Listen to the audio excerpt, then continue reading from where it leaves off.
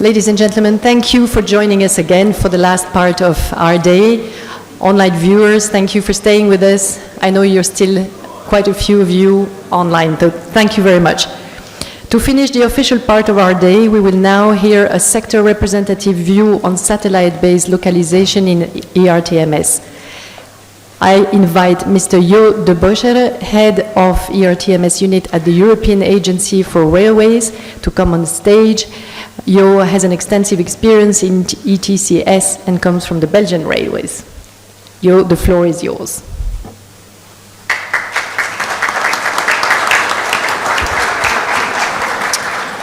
Thank you. Good afternoon, everyone. I think we have a difficult task to explain you things that are not yet been said, but we will do our best. A little bit on the title, I would say the last words from game changer to reality. So I suppose, or I propose that we focus on that, how to come to reality and how also from the perspective of the representative organizations, how they see reality. But before we go into the discussion and moderation, I would like to call Maria José Garcia on the stage. She will give us a short, we named it impulse speech. Maybe it's a repetition of things we already heard, but to have it clear in your mind. So Maria José, please.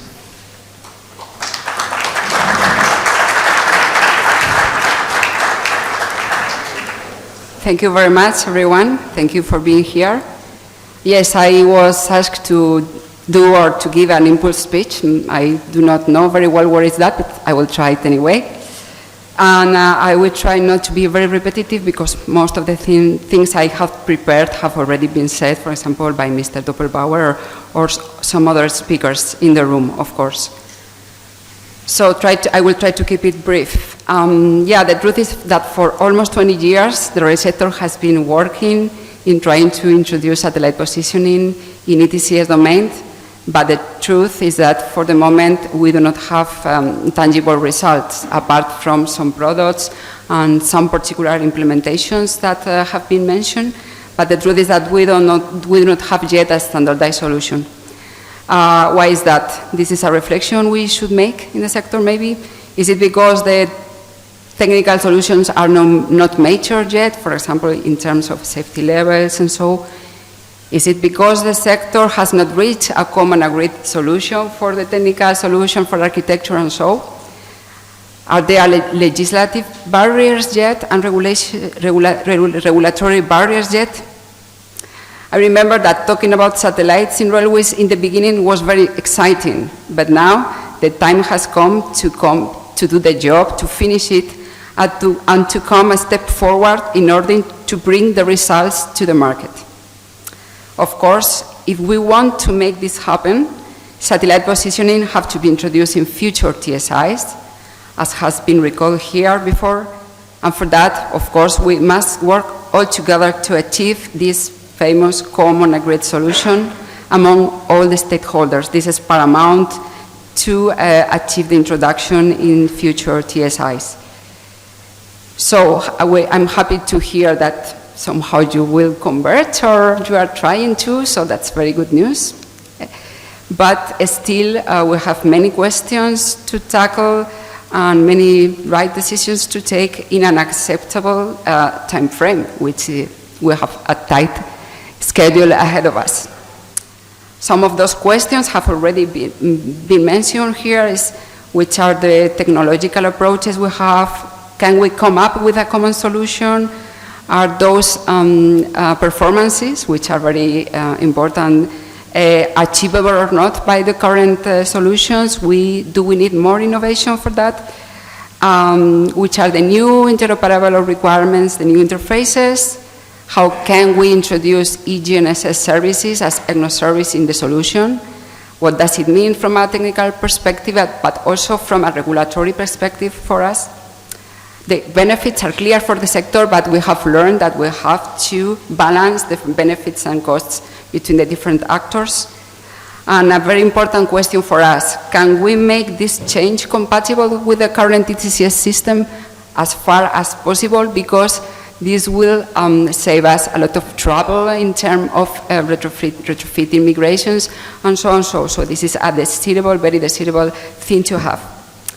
So, as you can see, we have still work to do in the coming years, tight schedule, but the good news is, for me, is that we have the means in place for that, because we have this wonderful tool that is EU Rail System Pillar and Innovation Pillar that hopefully will bring the answers to all those questions and will demonstrate all those things.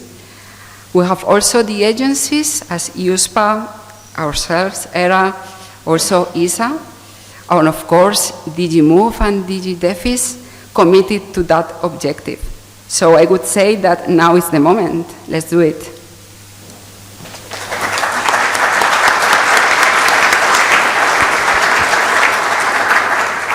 Thank you very much, Maria José. For the introduction of the panel, I will ask them to introduce themselves, but I think if you, probably a lot of them you already know, we have a really good mix. We have industry on board, we have railway undertakers on board, we have infra managers, we have the users group, who also helps on defining elements for the TSI.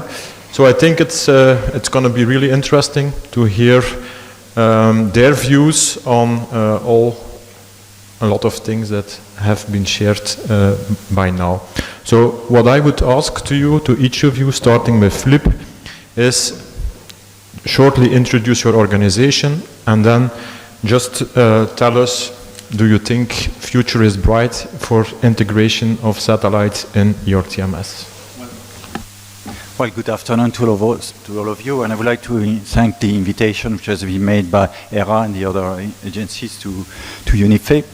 Just a few words. UNIFE represents the rail supply industry. We have 119 members. A lot of members are working on signaling topics, so that's why it's important for me to be here.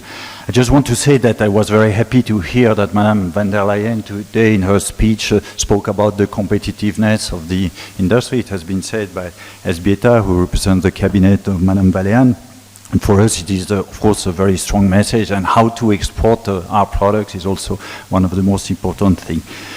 On our side, you have to know that suppliers have been working since long and will continue working on satellite positioning approaches and applications, and we know that it's an important technology for railways.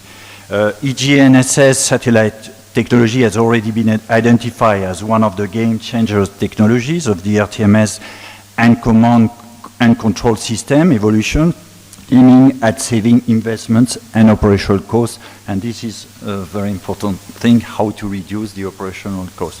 So just quickly, I would like to say that in the last year in Horizon projects, there's been STARS, ERSA, GCC, and CLUG. They have investigated the potential and limitations of the use of EGNSS satellite technology in the rail sector through the experimentation along railway lines in different locations, concluding that there are still barriers preventing a large adoption of EGNSS, such as requiring massive data acquisition and processing to achieve the high level of confidence when operating in a complex rail environment. So today, you know that UNIFE is involved in 2 ongoing rail projects dealing with satellite positioning. Have RailGap, where RFI is the project manager, and CLUG too. But we already had a presentation from one of my colleagues of UNIFE on this topic. There's just one thing that I would like to add before I finish my short presentation, is that there are some words which have not been used during this meeting and not very much used, is the word interoperability, that it's also an important thing, and the harmonization of operational rules.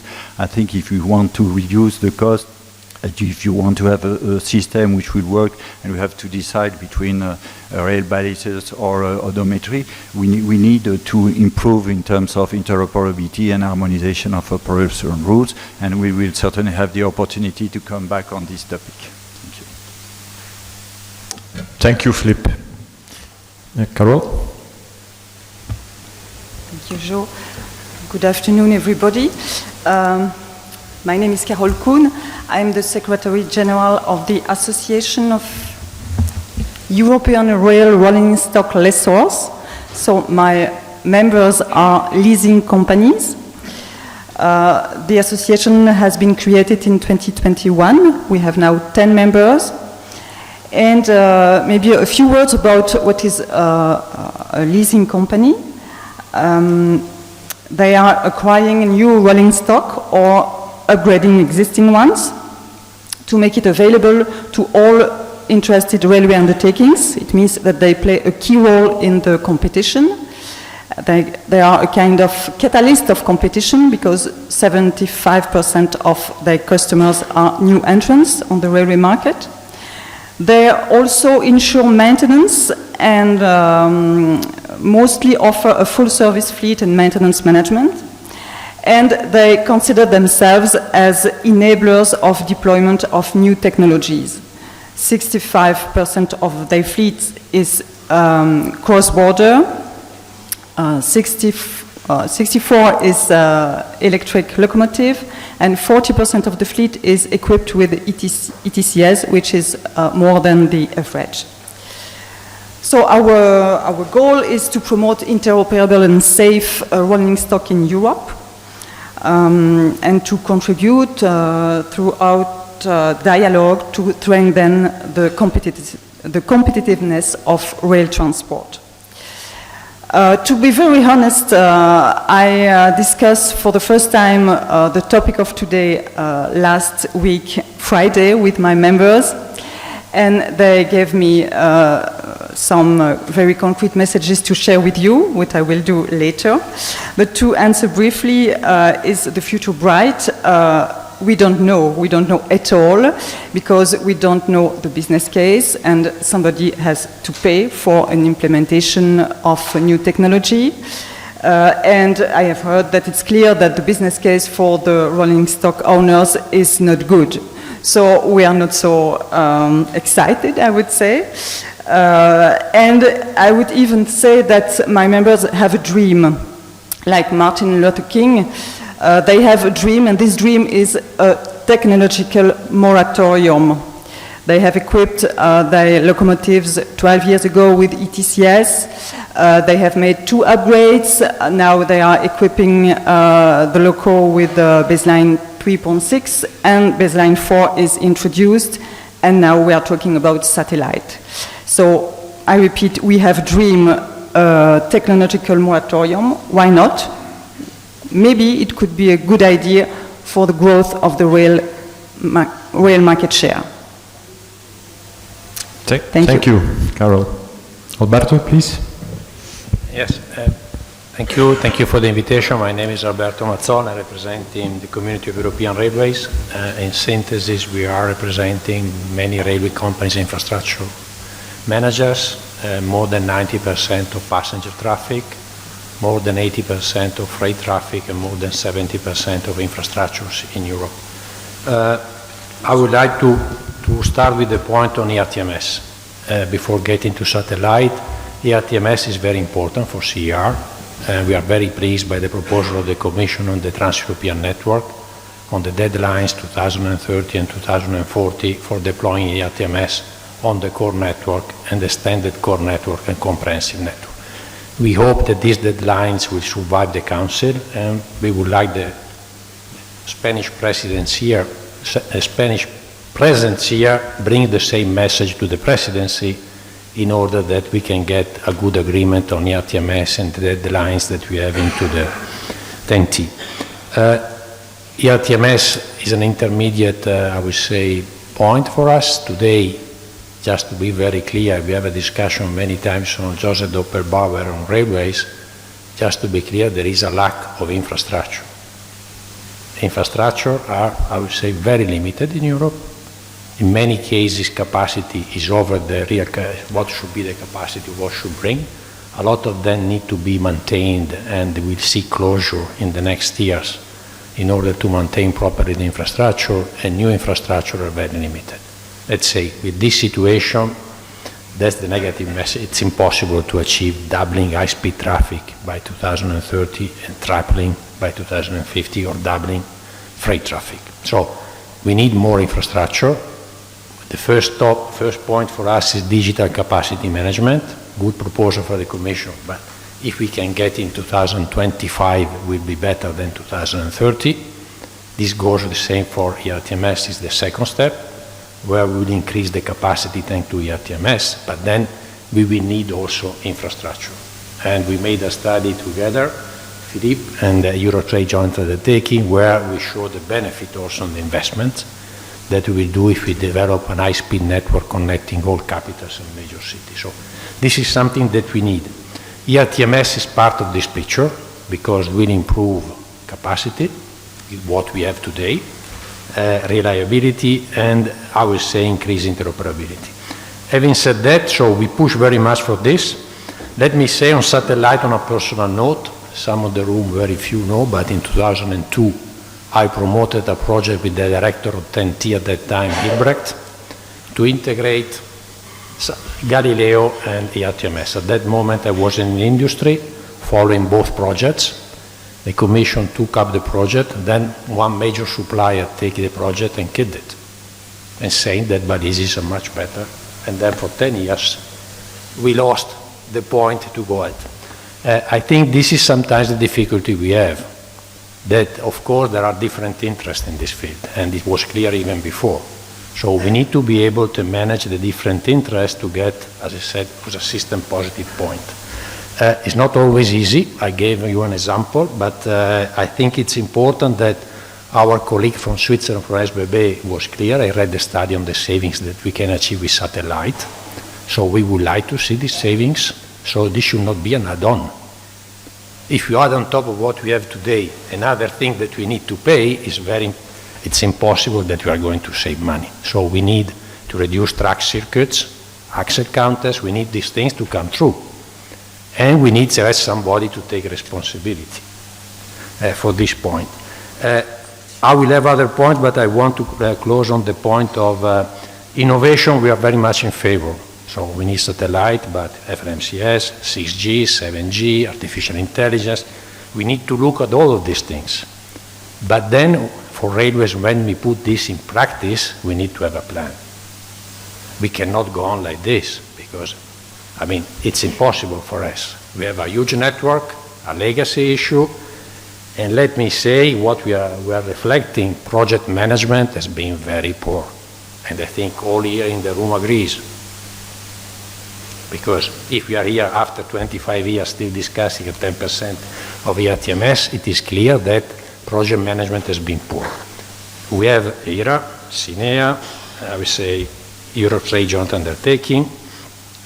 Member states will be tasked to achieve the 2030 and 2040 deadlines. What they will do, they will ask the infrastructure manager to deploy ERTMS. Based on the finances that the infrastructure manager will get, we will achieve the result that we get. So it's a big circle, but I would say we would like to see, and inside DG Move, a big unit dealing with the ERTMS. On Galileo, when the Commission launched Galileo in 2000, they set up a unit, they became an agency, and we have the director of the agency here. Galileo is smaller than ERTMS. It's probably 20% in terms of cost. Here we are discussing something that is 5 times bigger in terms of investment, but nobody is responsible. And we have a lot of difficulties in order to get. I think taking the lesson that what we have and keeping each one the responsibility is not easy, I agree. When we discussed the technical pillar, to give the responsibility to the ERA was not easy on this field, but I think if we have somebody taking care on project management and covering all the aspects, including infrastructure managers, member states, will be a big advantage. Otherwise, it's very difficult. I think somebody else in the room is going to invest in ERTMS in this moment and is looking at 2025, 2030, and they are reflecting when FRMCS is coming. Should I invest? Should I wait? If satellite is becoming something 2030 real, what should I do today? So we need to be able to manage all these things. Otherwise, investments are delayed if they are available. And if they are not available, we need to have somebody in charge to go to member state and say, look, you need to invest because you are not delivering on deploying ERTMS on this thing. So I would say this is a key point that we are able to properly manage the evolution. Any industrial system requires this.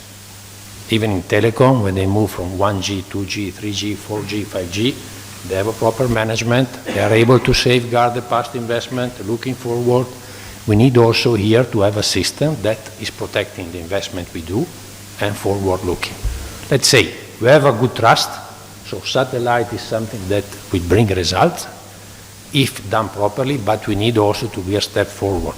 So to have someone, and in my opinion should be the European Commission, no member state, there will be a commission, it's the only body that can do this. And on savings, you need to change a bit the regulation. For railway package, unbundled a lot of things. Now, if you have advantages in infrastructure managers, how do you pass them to railway undertaking? We need to have some regulation that makes these things possible. In the US, this is automatic. You save an infrastructure, it's an integrated company, and the benefit go to the railway undertaking. So they do it. Here we have infrastructure manager, undertaking, entity in charge of maintenance. I don't want to add all the list that are involved in these things. We need to find a way that this benefit become a system benefit. I was a bit long, sorry for this, but ERTMS is very dear to us. And getting back to the beginning, thank you for the proposal on TEN-T. This was due, but I think it's a very good one, and I think will push a lot of people. Thank you. Thank you, Alberto. Bardo? What can I say? I will try to say something different, still intelligent. Okay, I'm Bardo Schettini, I'm the Director of Operation AEM, so the European Infrastructure Manager Organization. So we are kind of spin-off of the liberalization process within the European Union, so since 1972. And we represent the independent infrastructure managers that we have in Europe. ADIF is one of those, for instance. Yes, well, definitely, I mean, when we talk about the ERTMS, I'm not going to repeat what Alberto said. Of course, we are also, our members are also, very much into it. There is a strong support, but at the same time, of course, we are all aware of the challenge that we are facing. Generally speaking, again, I will not go into details because we have already discussed it. Now, optimism, I think it's always good strategy when we talk about innovation, because if we don't, we are not optimistic, then it's difficult to imagine a better future. So I think that it's a natural way of thinking, which everybody, I think, in this room share, and we do also share. Our members do also share it. Having said that, of course, we cannot hide behind just one finger all the problems. Because there are really many challenges that we are facing, not only in the deployment of ERTMS, the way that we all know, but also how to link the ERTMS with the new technologies. I mean, here we are discussing about satellite position. You mentioned FMCS, it's another one. So there are different areas where actually, we are facing all the sector, not only infrastructure managers, lots of challenges. Now here, in these particular cases, if we want to broaden a little bit the picture behind the, let's say, the enthusiastic, I would say, environment that I've seen here, and definitely, I mean, from a technical perspective, we do all see the incredible progress that has been made during the last few years. But if we broaden a little bit the perspective, then we see that, beyond the technology challenges still are ahead of all of those of you who are working this, we have regulatory challenges. I mean, it's not just putting some, let's say, specification that TSI that we solve the issue, because there are also legal aspects that will have to be followed, legislative aspects as well that needs to be tackled by the European Commission. When I say legal, for instance, now we are getting to an area. It's not the only one, but it's an area where we're going to have multiple stakeholders also beyond the railway sector, satellite operators. So in terms of liabilities, for instance, it's something that, this goes beyond the pure technological challenges. We need to have a political support. And that is another aspect that, it has to be put also on the table. Because, despite, and the RTMS somehow also is a mirror of all these difficulties, because despite the technological, let's say, success that we may achieve, if we do not have the governments, member states, the European Commission by definition, but the, let's say, mainly I would say member states, behind also, having a strategy, a vision, on how to make better future for rail and how to invest, how to provide money to make sure that there is a plan of investment or transition to these new technologies, then we are stuck in the middle of nowhere. And this actually, a ERTMS experience, I think, also shows the difficulty that we are having there. So there are also other dimensions that we need to take into account that are also big challenges for us. But as I said, let's be optimistic. Huh? So this is what I wanted to say. Thanks, Bardo. Michel?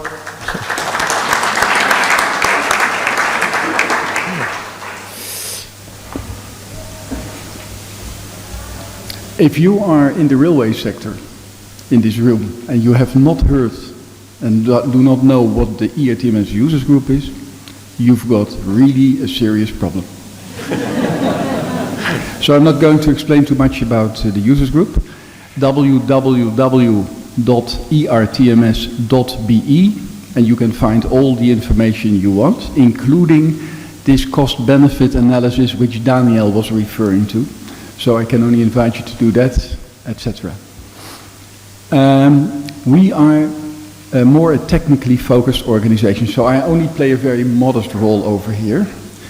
For your information, we have agreed with CER and EIM on the right-hand side, and I trust that also Earl and the other railway representative organizations are very happy with that, that we actually try to help them with the technical discussions related to CCS, command control and signaling, and that of course also includes the future use of satellite technology. So that is in a nutshell what the users group does. My name is Michel Russen, as you know. I am the managing director of the users group. If you ask me what I do nowadays, I can tell you I only do one thing. That is, I'm involved in the contract management for the system pillar. So I am kind of the counterpart of Giorgio, or better actually Ian Conlon, acting on behalf of a system pillar consortium who is supposed to do all the technical work for the system pillar. So I'm not the expert. If you come back in later on and ask me some questions about satellite positioning, I am not really the expert. But fortunately for you, I brought my technical director with me, who is very well informed about these things, Gabriele Ridolfi. He is in the back of the room. So if you have that kind of questions, please go to Gabriele, and he can tell you everything about this cost-benefit analysis and all the other things you would like to know about satellite technology. Nevertheless, to say a couple of words, I think, Daniel, we met already from the beginning that you started in EUSPA to approach the railway sector about satellites, so that's 7-8 years ago, I think. So there's a long time that already the users group actually is actively participating in the discussions and trying to help to see on whether or not satellite technology can play a useful role for command control and signaling. And we still see that. Is the future bright? Yes, but it depends a little bit. I think that was also already mentioned a little bit. We are looking, of course, for a reduction of assets. That is great if we can achieve that, because then we have less difficulties, I would say. We are also, of course, looking at alternative means for precise location, especially for these regional applications, because we know that it is too costly to do anything else. So yes, for sure we see good opportunities. Nevertheless, indeed, it was already mentioned by Daniel, it needs to be seen on, can you do that at a sufficiently safety level and at affordable costs? Because in the end, if you look at what the railways do, then we can have long discussions about it, but it's all about the P of performance or capacity, the R of reliability, the A of availability, the M of maintainability, and the S of safety and security. And all this at affordable costs. And we are not there yet, and especially we have these concerns, and this is why it does take some time before we have finalized that.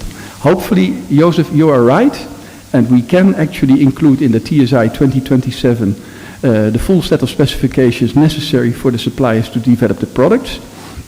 And then yes, it could be that the first products will be available on the market by 2030, but ERTMS specifications, baseline 3, were ready in 2012. Yes, we upgraded them, etc. It took 7 years before the first products came to the market. A little bit longer than the 3 years. So hopefully, indeed, we can improve and we can bring the products sooner to the market. But that is not what I want to say. What I want to say is the deployment is miserable. So it's not the product which needs to be available. We also need to make the mechanisms to make sure that these products are then used and put in the vehicles and in the trackside. And that is just coming back to what Alberto and Bardo said. That has to do with the fact that it is not only about the technical system, but it is the combination of the fact that that there are other mechanisms also to be improved before you really have the full-fledged deployment of ERTMS and satellites. What is wished by Matthias Rutte, Marcin Wojcik, and so on and so forth. That is what we are looking for, but that is not the technical part. The technical part, I think we will manage. Thank you very much. Many thanks. Close your mic. Yeah, Flip, you wanted to react?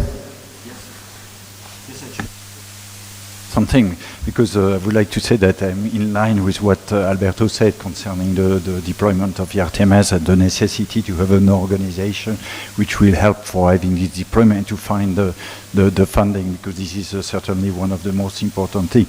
There's also the support that we need from the Spanish presidency on these 10T texts which are now on the table. And we have to know that the negotiation on the 10Ts started a few months ago. And it seems that the ministers have not yet really opened the file of rail, because they are afraid to open our file, which shows how nervous they are when they are discussing about our sector. So that's also a thing that we have to know.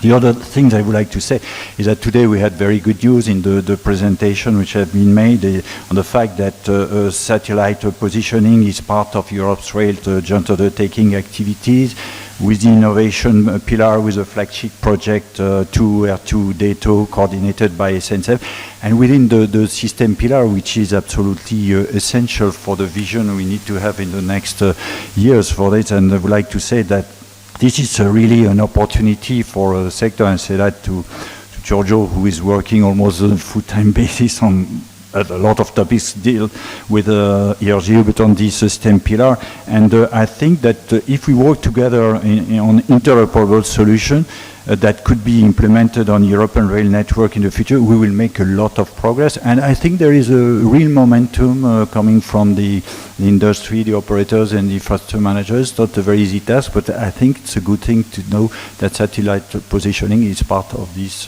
program. So that's what I wanted to say. Many thanks, Flip. So, Michel, I was a little bit wondered that technically you think there is no problem, so I will come back on that question.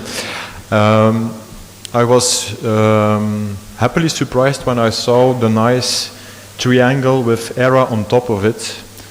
And you know, at ERA, we only take information from System Pillar, from UNISEG, from ERTMS user group, to be able to come to the specifications to be integrated in the next TSI. So today, how do you see the possibility to come to an agreement on the architecture, for example, in the system pillar, to be able to feed our working party to be ready? I already heard 2027, but probably we'll need some discussions on it, so maybe 26 or late 25, we should already discuss how to integrate it. I'm not sure that I will be here in 2027 then, but but I said it yesterday also in another gremium that it's always easy to talk about people if they are not in the room. So I'm going to talk about somebody else.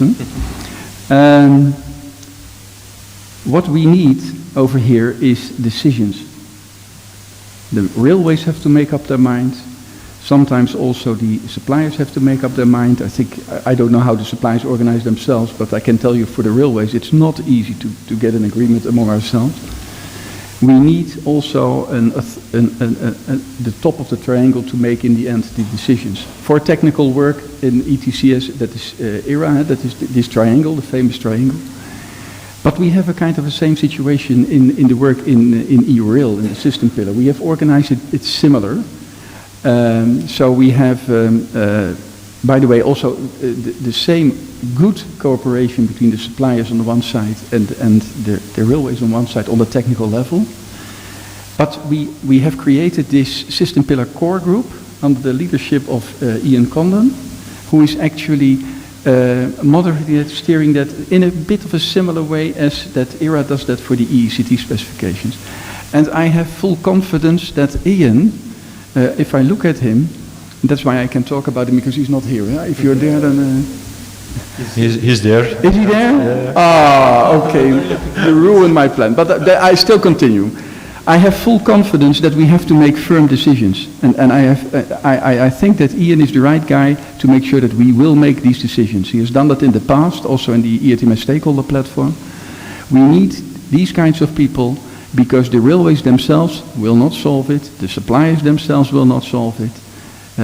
So we need the core group and we need Ian. Thank you. Thank you, Michel. Maybe to go further on this theme, what can the organizations do? Because I know that in ERGU it's individual members that are in it, but what can CER or EIM do to support what you just explained to come to decisions? So maybe Bardo first. Okay. No, actually, it's in a way the Europe's Rail is also a game changer for us. I mean, in terms of associations, because it's really, I would say, the first time where actually association gets into the world of research with an active role, at least EIM.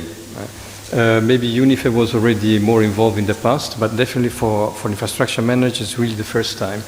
And in that sense, I think that we really believe that we can play a very pivotal role internally with all our members in order to make sure that we push for a systemic approach. And also we push for the alignment of our members, because of course there are also differences between the different infrastructure managers. There are different agendas, which is of course logic, but at the same time, you know, if we reach, let's say, the technical specification, the conclusion on a technical specification that is not shared, of the benefits of which are not shared by all the stakeholders, including all the infrastructure managers, when then we have to deploy it, you know, if some of them they will not use it, somehow we will have also failed because we are looking for interoperable solutions. So if there is no interoperability or the solution is not taken up by everybody, then you know it's we're halfway. So our role there is really to make sure that all our internal stakeholders are on the same page, and that of course will be instrumental also to ensure that the rail will undertake. The Europe's Rail will deliver something that you know has really good chances to be successful. Thank you, Bardo. Maybe Flip, do you also see the possibility in UNIFE to get to that alignment, or is it more difficult? On our side, we have created a system pillar committee who is working and following very closely all the ongoing discussion and meeting with the CR, AIM from time to time to have a common position. But it's true that it happens that on some specific point, there are some debates, but I think there is really a good cooperation at this stage. And it's true that on our side, a lot of time is spent by our specialists on the system pillar, and it's really a very important topic for us for the future of our sector, but there is a real motivation on our side. Thank you. Carol? Yes, indeed, for us, Europe's Rail is also a game changer, of course, and we are very happy to be part of the System Pillar steering group. It's a game changer because all the stakeholders are involved. And in the steering group, when we will discuss this point, I will get back with my point. We need, I think, a strong impact assessment before taking any decision regarding satellite for rail.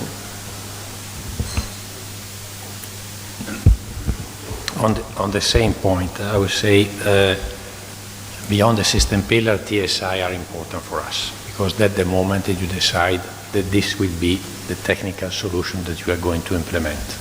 So before, I think we are open to every innovation research. We should search everything, artificial intelligence, 7G, everything. But at a certain moment, you come to a point where you say, I'm going to implement this or not. And you define a TSI where you will go to implement this. Let's say that inside many of our CEOs, when they take a decision like this, is a very long-term decision. So you engage yourself to move all your system to ERTMS, and maybe like in Spain, you start on 3.0D, then it comes at 3.0, and you ask yourself, am I compatible or not? Maybe not. Is all my investment scrapped? Is the problem that you were also raising. So the moratorium, because you have a doubt that you are, I would say, losing all the money you do. I think this is a point that we need to address, we have not addressed so far, unfortunately. So the migration and out safeguarding the investment we do. We are talking major investment. The ones who are investing today in 2032 will still have their investment valid, or they need to change again and to upgrade and to change maybe and lose a lot of investment. So this is a point where the migration need to be, I would say, in my opinion, better reflected. And it's more not on research. It's exactly when you go into site and when you go in deployment. And final point is the finance also, because I think at the end all this stays together if we get the finance in order to do these things. And these two things should go together, because if member states decide to take a decision on 10T, on TSI, we need to find coherence, then the financing will follow on what we achieve. But on the point of stability and how do you move from one version to the next, I think we need to have proper impact assessment stronger, and also really to be sure that we are not wasting what we did. The one who invested at RTMS level 1 lost everything.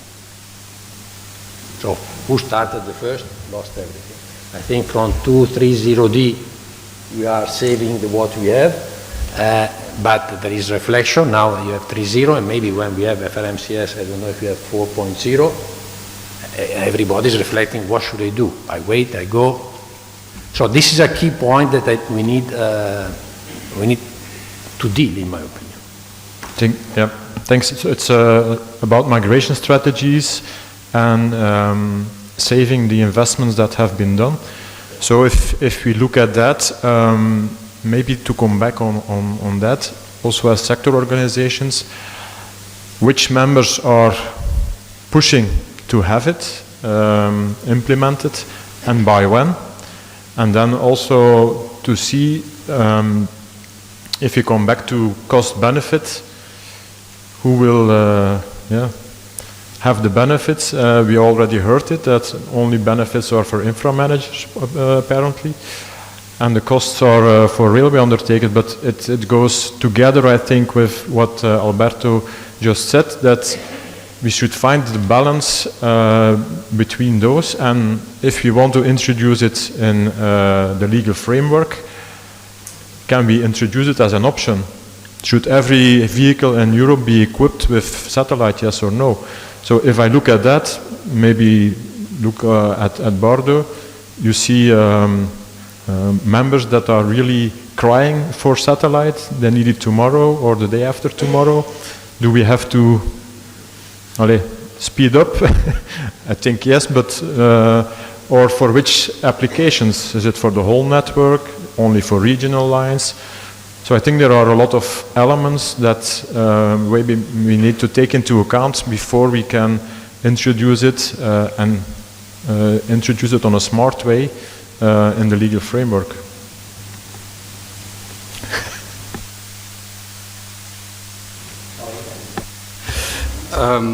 Okay, well, when we had in the past few months and few years, I mean, some discussions about satellite positioning, I would say that most of the members, they reflects what we have seen today. I mean, they are very much interested. Everybody understands let's say the potential advantages that we may have in terms of saving costs, in terms of improving capacity and traffic management. I mean, I'm not going to repeat what have been already said many times. On the other hand, there is a little bit of standstill situations because there have been studies, but what is not clear yet at least that I perceived in our internal discussion is, how is, at the end of the day, I'm joining what you were saying before, I mean, how much money I'm going to save at the end of the day by introducing these technologies? Because, do I need to keep, for safety reasons, for instance, do I need to keep redundancy systems? How much? I mean, my territory is complex. I mean, where can I use it? Where I cannot use it? These are very practical questions that they always turn into, okay, we have to invest in something of which we're not really so sure at the moment whether, we can really get the benefit out of it. Even infrastructure managers. Clearly, for every undertaking, it's even more complex, maybe, to have these discussions. But even also for infrastructure managers, it's not so straightforward as it may seem from a technical point of view. I come back also to what I want to repeat what I said before in terms of also of strategy for investment for let's say migrations into this new technology. So it's as I said, I mean there is much interest, but still I have not seen such a enthusiasm to go forward and make an investment. Yeah, but I think you pointed out the good elements that a lot of things need to be put on the table before we can, or before your members will take the step and saying now this is the right moment, the good point. We have all elements to launch for certain lines in satellite-based ERTMS. If I may, yes, indeed. I mean, I think that it's also. This conference has a very good timing, and it's also very good timing. What is happening within Europe's rail, because now I think for what I've understood, I'm not an expert here, but for what I've understood, we are really in a phase where everybody, again, all the experts understand also the limitations on the use for rail of the satellite positioning. There are alternatives that could go along. I mean, the development of these technologies becomes enough mature to have a more, let's say, a better view on how we can use it in a way that is, let's say, that allows also cost saving. So it probably is, the real debate outside let's say, these rich communities probably will start now in a way. Michel, you wanted to add something? Yeah, maybe reacting on a couple of things, because also Alberto mentioned something again. Maybe it's cursing in the church, so you can be that I will not go out alive. But I'm inspired by what Marcin said, that apparently now we are even able to think about scrapping old locomotives to make sure that we replace them with new locomotives to make sure that ERTMS deployment is increasing. Well, if you ask me, how can you reduce the costs for onboard units? Guess what? Take out level 1.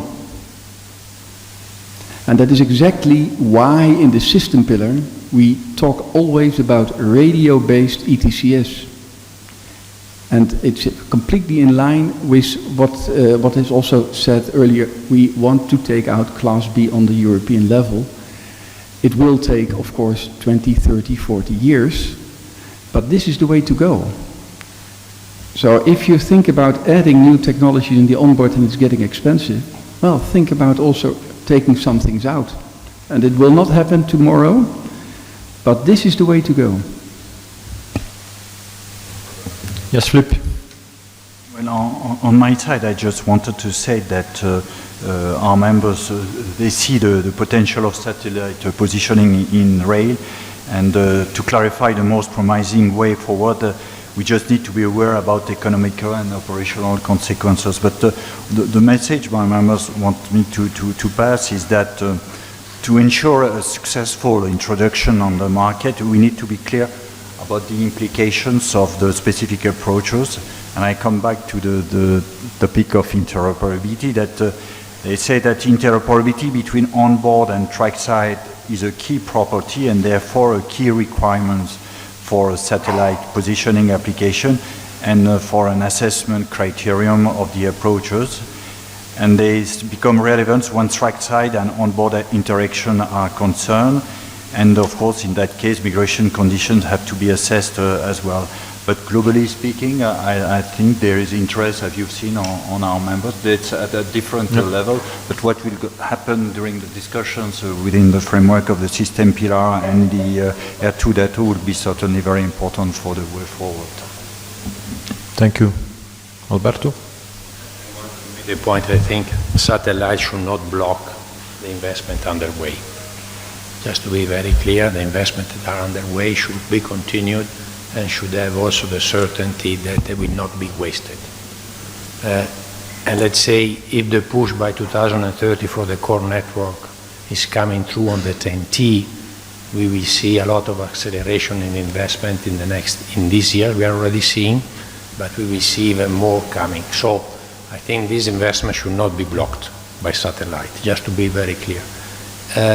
But of course, the reflection on satellite and the opportunities, what they can bring, we should continue. And if it is what we are seeing, that for instance on heavy, where we have an investment, we can save 80,000 euro, 100,000 euro per kilometer, that's an important saving.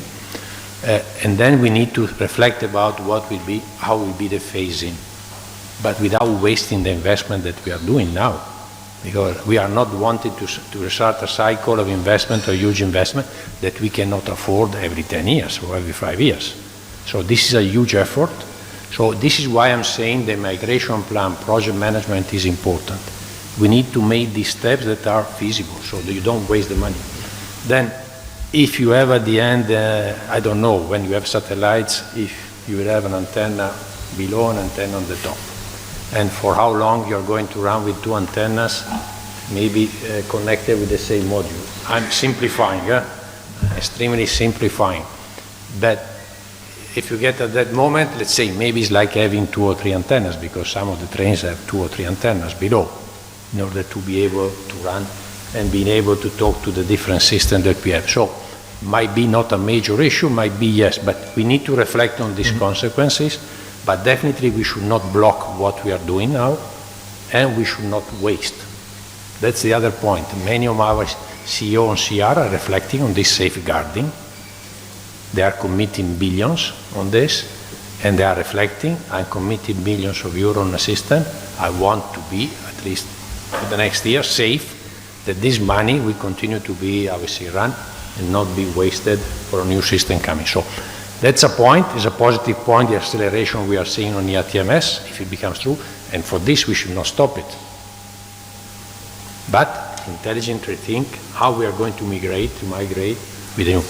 Innovation will come also not just for satellites. I had my former president who was very much fan of AI, artificial intelligence, so he was reflecting, so let's see how we can use supercomputers, how to restart a system that collapsed, and we need to restart in a short time.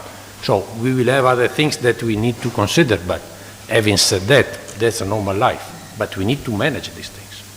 We are responsible of a huge system. Thanks, Alberto. When I hear you saying on the investments done, and we should not block what we are doing now, I think it's an extra element to, if you want to integrate it in the legal framework, we should do it on a smart way. And there we have working parties at ERA. It's not ERA itself who decides. We have all of you, or representatives around the table, to think with us how we can introduce it on a very smart way without impacting investments that are ongoing or investments that are already done. So maybe on that one, Carol, I would also like to ask you, we already heard today that, I think it was Germany, there is some track access fee that could be lower. Do you see other elements or other needs if we come with extra costs or upgrades for certain countries or certain lines? How do you see that? Thank you. I take the opportunity to share with you the message of my members. So, ERTMS has a colossal impact on the cost of rolling stock, economic risks, and downtimes associated with bringing equipment into service. To date, the owners have not been able to identify a return on investment for the various ERTMS upgrades that have been imposed over the last 15 years. This is due in particular to the lack of added value of this equipment granted to operators in the form of a reduction in the cost of train path or other economic advantages. The amounts of subsidies granted by the Commission to date, when they are available, are not adequately sized. Either the envelopes are insufficient or the amounts granted are not commensurate with the costs associated with implementing ERTMS. So another option then to restore a better equilibrium between RU and IM, of course, is to get funding from EU Commission. But therefore we need strong commitments to give the money which is needed, what has not been the case for ERTMS until now. Thank you, Carol. Yeah, maybe if I... Yeah. I fully agree with what you're saying, and we should find a way, or TEN-T, that is paying both. So, as a system, so we develop a system, TEN-T should be able to pay the infrastructure and the onboard. That could be a way. It is safer, let me say. The second way is to review the state aid guidelines. We are foreseeing very clearly in the railway state aid guidelines that not just investment on infrastructure, but also investment on onboard is 100% funded. What is the risk on the state aid? State aid has no money. It's a regulation, so member state can decide to do a yes or no, but is allowed. On TEN-T, we might have some investment also on the regulation of CEF. That will be a bit safer. But I agree that is an issue, and we need to be able to treat it as a system. So, and probably we need to find a way to pay for both. Thank you. Maybe if I see the debate here on costs, I also look maybe to Philippe to see what can the industry do to lower prices. Very tricky questions. I think that the harmonization of operational rules could have a very important effect if you want to reduce the cost, because today, if you look at the tendering process, there are different tenders in every country, so that is absolutely essential, and I know there's been work on this in the past, on this, having, for example, a template, but the harmonization of operational rules is certainly one of the most important things, plus what is going to happen in the TSI, and after that, we know that there's a lot of pressure from the operators and infrastructure managers on our members to reduce the cost, so it's for them to do the job. It's difficult. But I really think that Going back to what I said, is ERA has really a key role to play in order to make sure that interoperability goes on, will be ensured at the European level, and they are doing all the efforts for this. And on these satellite topics, I think we also had the big support of USPA, and Daniel Lepo has been always supporting for us. But for the rest, it's a traditional debate we have when we are in the meeting. How can you reduce the cost? But up to those who are preparing the tenders to make the pressure on our members. But we have also a kind of challenges to remain profitable. That's also important for our industry. Thank you. I think we are having time now for questions from the room. I think we already touched a lot of elements, but happy to receive questions from the room also.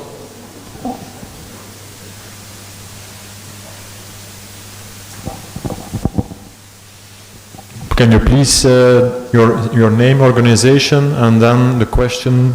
You have the choice of one of the panelists, or 2 or 3 or 4.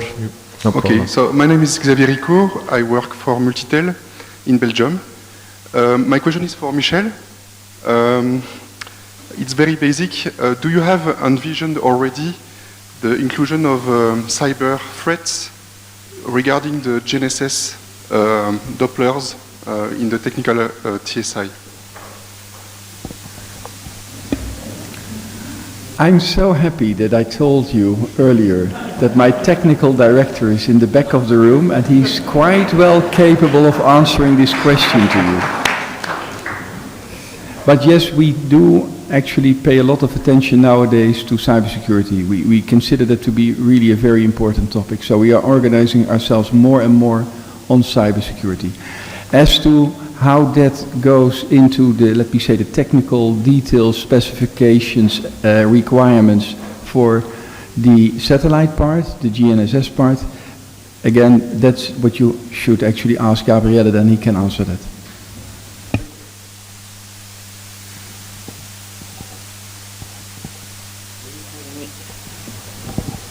Hello, my name is Gian Nassé. I'm ERCMS Product Manager, Noble Lead Assessor and Test Leader.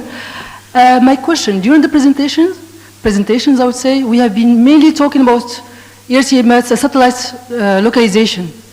Mr. Vincent Passot, he mentioned the use of satellites for speed determination of the train, but I think it will be, my question is that why don't you future more the speed determination of the train? Because if the train, for example, would use more and more the satellite technology for the speed determination, basically the technology would be on the train and it can be considered almost automatic to have it on board and use it for localization. It's more like for the business case for the train operators. Thank you. To who do you ask this question? It's a general question actually, because especially as mentioned for the business model, why don't we talk more about the speed determination, which is a benefit for the trains? And if we have it on the train, then it will be almost automatic to use it also for speed localization. Gabriele, can you stand up so that at least that everybody knows who to attack later on? Because I again will refer to you. Look back on the other side, and there's Gabriele Riolfi. Okay. Maybe he can say something, and it doesn't necessarily have to be now, but at least I cannot answer this question. No. Can you repeat the question? Sorry, I didn't get it. It was about no, but it can also be done offline later on, Gabriela, I think. My question is, why don't we future more the benefits of the satellite technology also for the speed determination of the train, not only for the location of the train? Because if we have it more for the speed determination of the train, then almost automatically we'll have it on the trains, and basically it can be used for the train localization. Thank you. Sorry, can we stop that? The answer is, it is clear, and it was also on my slide, the satellite data provide both position and speed, and of course we will use both. So it's not a new idea that just popped up now during the session. This is already known and it's basic.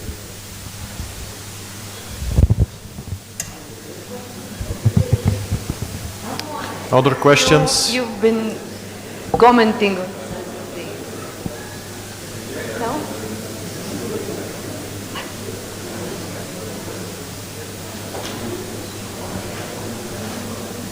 Does anyone of the panel has questions to one of the other panelists?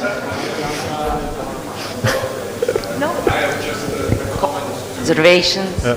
Wait.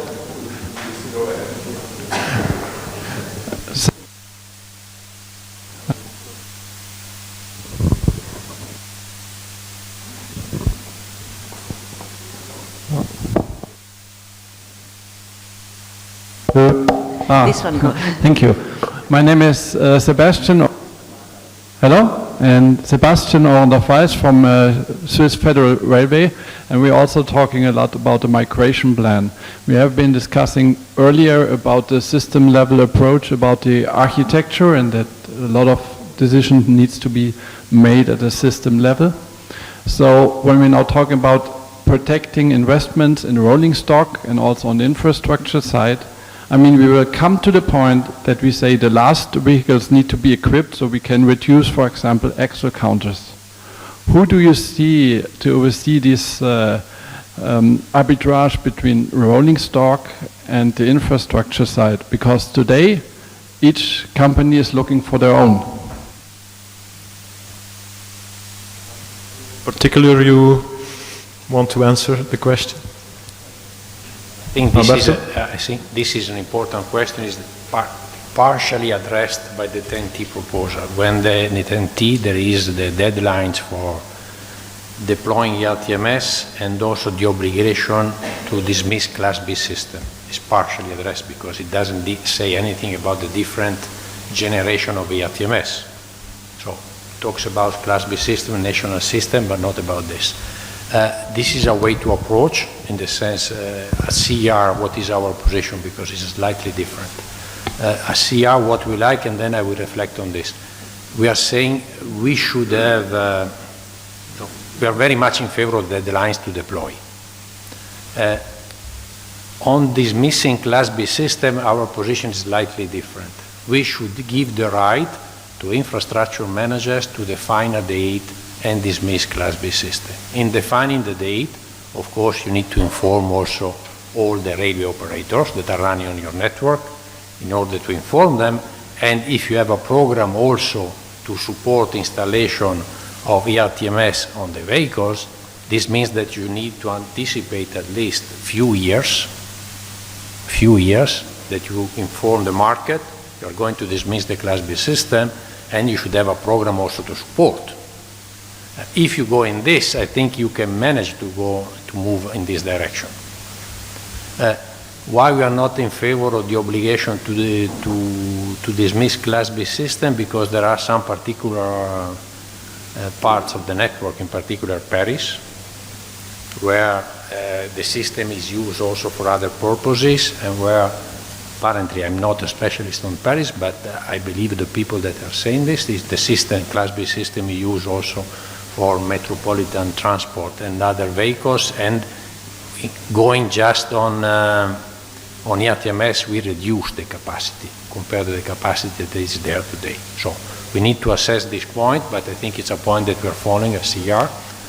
What we are saying today, there is no clear rule when you dismiss Class B system or you take out the system.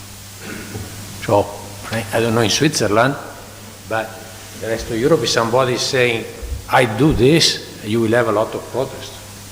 I mean, I was witness of some of them in other cases. If you say, I'm taking out the Class B system, all the old locomotive operators, maybe some of them that you want to scrap, will say, look, I don't want to lose my locomotive. And so it's a delicate point, but I think we need to reflect about a transition, which is at least long enough to provide the ways to react, and also the support.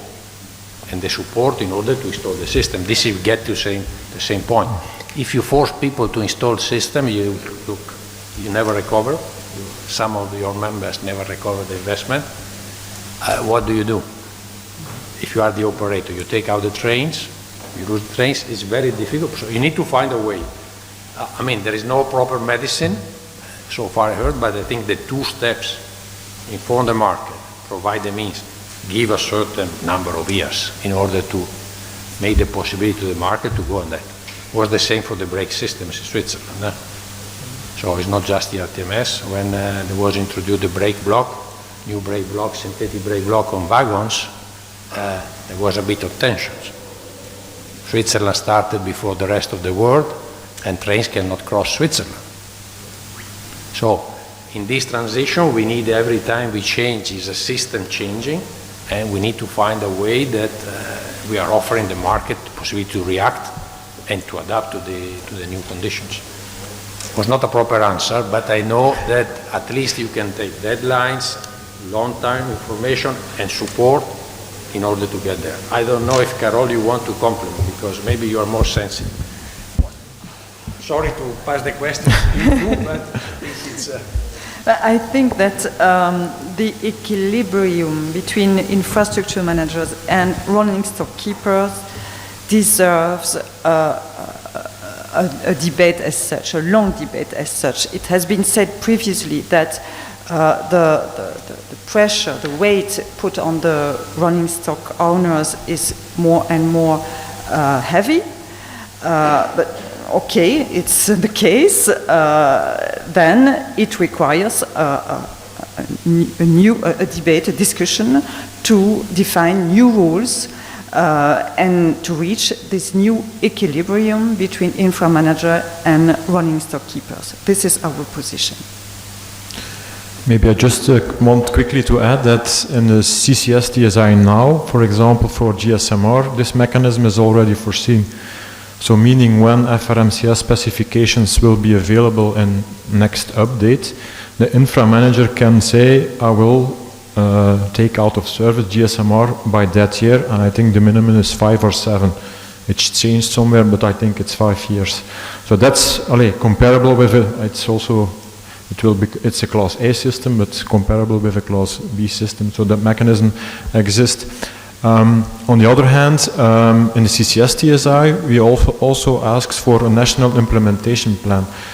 And there we would like to see that the member state takes the infrastructure manager, their RUs, that he puts the member state level, the different parties together, and to come to an agreed, or plus minus agreed, step forwards for the next 10 to 20 years.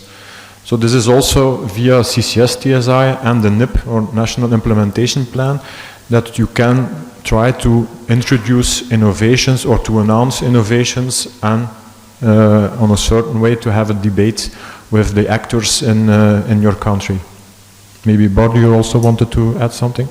Well, actually, I was about to say something similar, because indeed I think that the CCS TSI is a good example on how you can give some certainty to the migration process into new technologies. And I think probably, again, I would like to be optimistic, and hopefully, this will, the sector will succeed in following what is stated in terms of, let's say, obligations and deadlines in the CCS TSIs. But I think it's really a good precedent that we could think about also for migration of other new technologies. And because really the migration aspect, I really would like to insist on this, because of the migration, if we don't do a proper plan for migration, we risk to fail. We will have a fantastic technologies that we will not be able to really to deploy on the ground. So it's something that, maybe with delays of years and years, that will make at the end of the day this technology already obsolete by the time that is. Again, RTMS is it's an experience in that sense. So. So I think that it's a good way forward that we really would like to explore even more in the future when new technology will be available. And discussions within the Europe's rail also for these particular technologies on that type should also take place far earlier than when we get at the stage of discussion within air. Okay. I know you don't like it.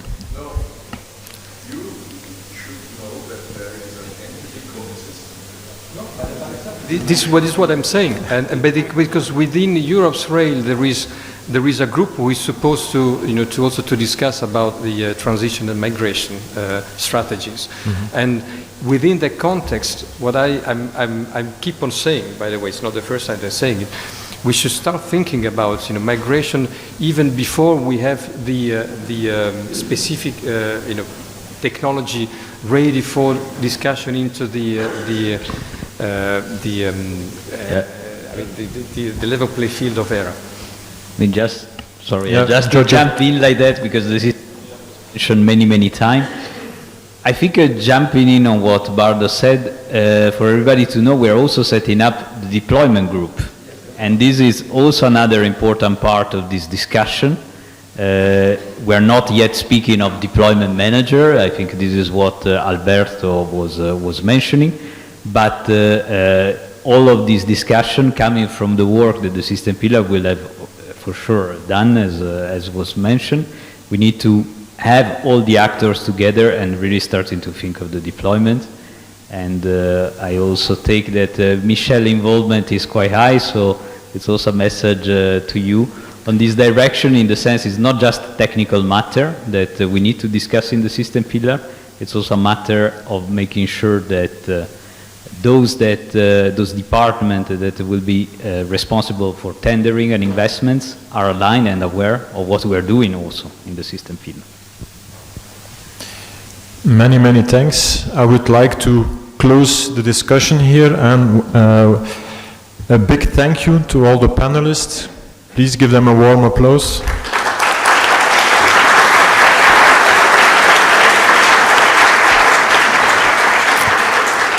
And I'll hand over to Catherine for some practical arrangements. Thank you to everybody, and thank you for your dedicated attention throughout the day. You've been in large numbers, stayed with us, and we have a fantastic day lined up tomorrow as well.